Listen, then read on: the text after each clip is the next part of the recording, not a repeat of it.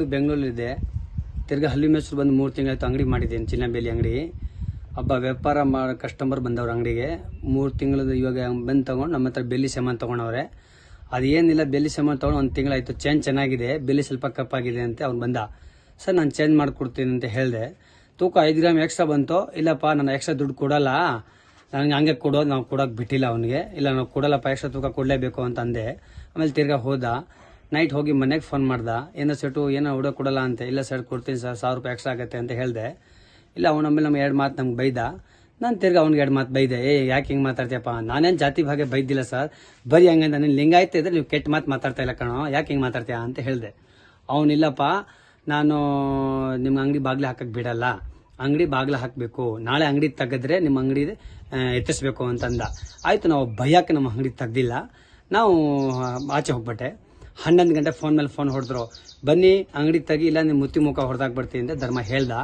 ನಾನು ಸುಮ್ಮನೆ ಆಗ್ಬಿಟ್ಟು ಅಂಗಡಿ ಹತ್ರ ಬಂದರೆ 150 ಜನ ಇದ್ರು. ನಾನು ಅಂಗಡಿ ತೆಗಿಯೋಕೆ ನಂಗೆ ಭಯ ಆಯಿತು. ನಾನು ಅಂಗಡಿ ತೆಗ್ದಿಲ್ಲ. ನಾನು ಸೀದಾ ಸ್ಟೇಷನ್ ಹತ್ರ ಹೋದರೆ ಅಲ್ಲಿ ಹಿಂದೆ ಎಲ್ಲರೂ ಬಂದರು.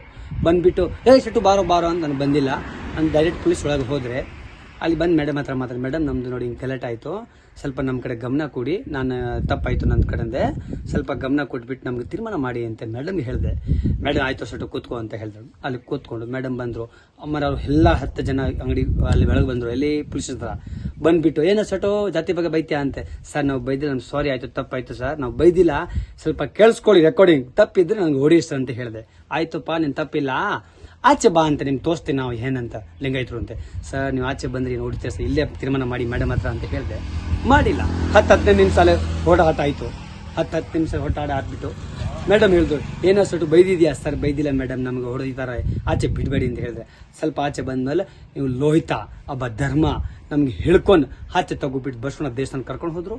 ಬಸವಣ್ಣ ದೇವಸ್ಥಾನ ಕೂರ್ಸ್ಕೊಬಿಟ್ಟು ನಮ್ಗೆ ಹೇಳಿದೆ, ಏನೋ ಸೊಟ್ಟು ಯಾವ ಊರು ಅಂತ. ನಾನು ಹೇಳಿದೆ ನಮ್ಮ ಊರು ರಾಜಸ್ಥಾನ, ನಾನು ಇಲ್ಲಿ ಬದುಕಕ್ಕೆ ಬಂದಿದ್ದೀನಿ, ನನಗೆ ಹೆಂಡತಿ ಮಕ್ಕಳು ಎಲ್ಲ ಅವರೇ, ಸ್ವಲ್ಪ ನಮ್ಗೆ ಬದುಕಕ್ಕೆ ಕೊಡಿ ಅಂತ ಹೇಳಿದೆ.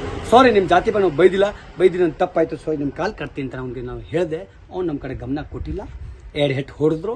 ಒಬ್ಬ ಮೊಬೈಲ್ ಅಂಗಡಿ ಅವ್ರ ಹೆಸರು ಗೊತ್ತಿಲ್ಲ ನಮಗೆ, ಮೊಬೈಲ್ ಅಂಗಡಿ ಐತೆ, ದಯಾ ಅಂತ ಹೆಸರು, ಅವ್ನು ಬಿಡಿ ಜ್ಞಾಪನ ಬಂತು. ದಯಾ ನನಗೆ ಹೇಳಿದ್ರೆ, ಊರು ಬಿಟ್ಟು ಬಂದಿದ್ರು, ನೀನು ಇಲ್ಲಿ ಇದ್ರೆ ಇರೋ, 10 ದಿವಸ ಅಲ್ಲಿ ಅಂಗಡಿ ಖಾಲಿ ಮಾಡಿಸ್ಕೊಂಡು ನಿಮ್ಮ ಊರು ಕೊಟ್ಟೋಗ್ಬಿಡು, ಇಲ್ಲಿ ಇರೋಕೆ ನಿಮ್ಗೆ ಅವಕಾಶ ಇಲ್ಲ. ನಾನು ಹೇಳಿದೆ, ಯಾಕಣ್ಣ? ನಾನು ಬೇಕಾದ್ರೆ ದಂಡ ಕಟ್ತೀನಿ ನಿನಗೆ, ಬೈದಿದ್ದು ಮಾತಿಗೆ ದೇವಸ್ಥಾನಕ್ಕೆ ದಂಡ ಕಟ್ತೀನಿ, ನಮಗೆ ಇವಾಗ ಕೂಡಾಗ ಅವಕಾಶ ಕೊಡಿ ಅಂತ ಅವ್ರು ಕೊಟ್ಟಿಲ್ಲ. ಆಮೇಲೆ ಅಲ್ಲಿ ಸ್ವಲ್ಪ 10 ನಿಮಿಷ ಗಲಾಟೆ ಆಯ್ತು ಬಸವಣ್ಣ ದೇವಸ್ಥಾನ ಹತ್ರ. ಅಲ್ಲಿಂದ ನಮಗೆ ಸ್ವಲ್ಪ ಆಚೆ ಕರ್ಕೊಬಿಟ್ಟು ನಮ್ಮ ಸಟ್ ಪಿಚ್ಕೊಂಡ, ನಮ್ಮ ಬಣ್ಣಿನ ಪಿಚ್ಕೊಂಡ. ಅಲ್ಲಿಂದ ನಮಗೆ ಬಿಸ್ತೂಲಿ ಕರ್ಕೊಬಿಟ್ಟು ನಮ್ಮ ಅಂಗಡಿ ಹತ್ರ ನಮಗೆ ಬಿಟ್ಟವನೆ, ವಿಡಿಯೋ ತೆಗ್ದವನೆ. ನಮ್ಮ ಬೆಲೆ ಎಲ್ಲ ಹೋಯ್ತು. ನನ್ನ ಬೆಲೆಗೋಸ್ಕರ ಸ್ವಲ್ಪ ನಮಗೆ ಹಾಲಕ್ಕೋಸ್ಕರ ಕೂಡಿ, ನಮಗೆ ನ್ಯಾಯ ಬೇಕು ಸರ್, ನಮ್ಗೆ ಅನ್ಯಾಯ ಬೇಡ. ನಾನು ಸ್ವಲ್ಪ ಇಂಡಿಯಾಲಿ ಬದುಕಿದ್ದೀನಿ, ಇಂಡಿಯಾಲಿ ಬದುಕ್ತೀನಿ, ಹಳ್ಳಿ ಮೇಸ್ರು ನಾವು ಇರ್ತೀನಿ, ನಮ್ಗೆ ಹಾಲು ಕೋಸ ಕೊಡಿ ಸರ್.